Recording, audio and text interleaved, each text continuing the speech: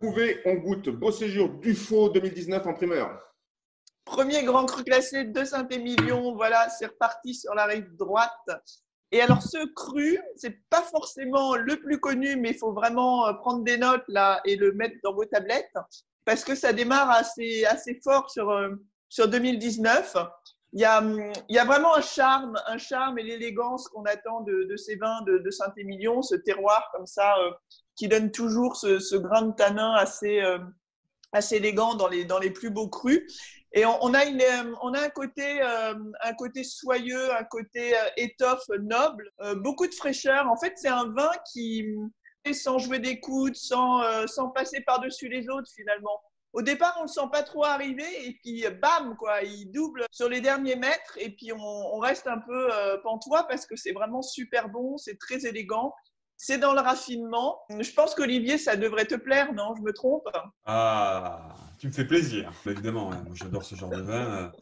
J'adore ce genre de vin à double titre. Hein. La finesse est une chose, mais encore faut-il tenir une certaine promesse de puissance, de structure et de potentiel de garde. Et c'est le cas ici parce que dans un écrin extrêmement soyeux, très délicat, on a quand même une excellente structure tannique hein, avec un joli grain de tanin, un équilibre parfait. On a cette acidité qui vient étirer le vin avec beaucoup de délicatesse et une superbe expression aromatique. On a un fruit parfaitement défini, presque floral. Et quand Saint-Émilion est comme ça, quand il a ce charme inouï dans la jeunesse, c'est ce qui donne un peu l'avantage à la rive droite par rapport à la rive gauche dans les jeunes années. Et quand on a ce mélange à la fois de structure, de potentiel et de raffinement dans l'expression, eh bien, on est vraiment sur ce qu'un premier grand cru classé doit être. Donc pour moi, c'est une superbe réussite qu'on est dans un style à la fois moderne et intemporel. C'est le Grand Saint-Émilion comme on l'a toujours imaginé, et en même temps avec ce boisé subtil et cette place faite aux fruits. Donc pour moi, remarquable réussite. Hein. Tu es d'accord, Fabrice, j'ai l'impression? Ouais, totalement. Ouais. J'ai ce caractère floral qui est assez classe. Hein. De manière, globalement, je trouve que c'est un vin qui a beaucoup de classe. Il y a un côté un peu sanguin, je trouve que l'attaque est onctueuse, il y a un soyeux qui me fait un peu penser, et intéressant un peu penser à Pomerol.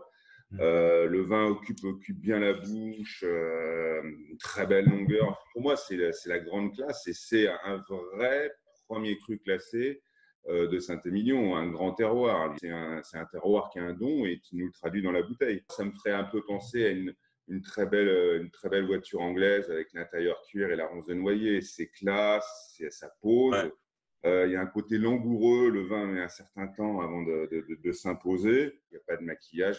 C'est la grande classe. Quel niveau tu le situes? Je vais mettre 18, 18,5 même. Plus je le goûte et plus je le redécouvre. Donc, je vais pousser jusqu'à un bon 18. Ouais, 18. Je suis toujours un peu en retenue avant qu'on enregistre. Finalement, on s'aperçoit à la dégustation qu'on a goûté des vins auparavant qu'on a noté 18 et je pense qu'on est du même niveau. Il y a un cru des fois un peu en dents de scie qui de temps en temps sort un millésime d'anthologie. Ouais.